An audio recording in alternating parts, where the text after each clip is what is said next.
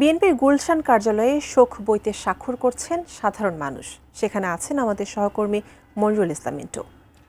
মিন্টু, আপনার কাছ থেকে জানতে চাচ্ছি, গুলশানের কার্যালয়ের সামনে আপনি আছেন, সেখানে জনসাধারণ স্বাক্ষর করছেন বেগম খালেদা জিয়ার মৃত্যুতে। শোকাহত মানুষ আসছেন। কি তথ্য আছে আপনার কাছে এ ব্যাপারে? বর্তমানে কি অবস্থা দেখছেন সেখানকার, জানাবেন বিস্তারিত। বিএনপির যে গুলশান কার্যালয়, সেই গুলশান কার্যালয়ে যে শোক বই, সেই শোক বইয়ে স্বাক্ষর যে কার্যক্রম, সেই কার্যক্রম আজকে সন্ধ্যা ৬টা পর্যন্ত এই কার্যক্রমটি ছিল এবং এর মধ্যে আজকে এই শোক বইয়ে স্বাক্ষর করেছেন ঢাকায় নিযুক্ত মার্কিন চার্জ দ্য অ্যাফেয়ার্স এবং এর পাশাপাশি শ্রীলঙ্কান হাইকমিশনার এবং ইরানের রাষ্ট্রদূত, তারাও এই শোক বইয়ে স্বাক্ষর করেছেন।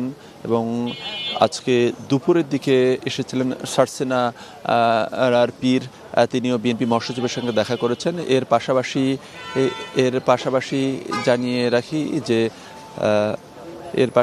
জানিয়ে রাখি যে বিএনপির ভারপ্রাপ্ত চেয়ারম্যান তারেক রহমান, তিনি আজকে সন্ধ্যার ঠিক আগে 4:45টার দিকে তিনি কার্যালয়ে এসেছেন এবং এরপরে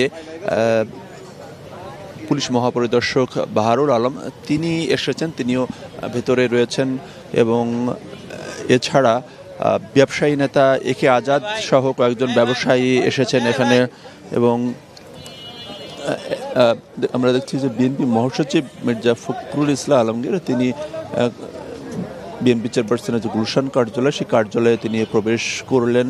এবং আজকে সন্ধ্যা 7টার দিকে জামাত ইসলামের আমির ডাক্তার শফিকুর রহমান, তার আসার কথা রয়েছে। এবং এছাড়া ডাকসুর ভিপি সাদিক কায়েম, তিনিও এসেছিলেন গুলশান কার্যালয়ে। অর্থাৎ এই মহান যে নেতা, সেই মহান নেতার মৃত্যুতে দল মত নির্বিশেষে দেশি বিদেশি কূটনীতিক সবাই শোক জানাচ্ছেন। এবং যদিও আনুষ্ঠানিকভাবে আজকে 6টা পর্যন্ত এই শোক এর জন্য যে বই, সেই শোক বইয়ে রাখার কথা রয়েছে, তবে এরই মধ্যে যদি কেউ আসে তারা কিন্তু এই শোক বইয়ে স্বাক্ষর করতে পারছেন। এবং এর আগে বিএনপি মহাসচিব এবং বিএনপি স্থায়ী কমিটির সদস্য সালাউদ্দিন আহমেদ, তারা গণমাধ্যমে কথা বলেছেন এবং তারা যেটা বলেছিলেন যে আসলে শোককে শক্তিতে পরিণত করেই আগামী যে রাজনীতি, আগামী যে নির্বাচন, সেই নির্বাচন প্রক্রিয়ায় তারা এগিয়ে নিতে চান।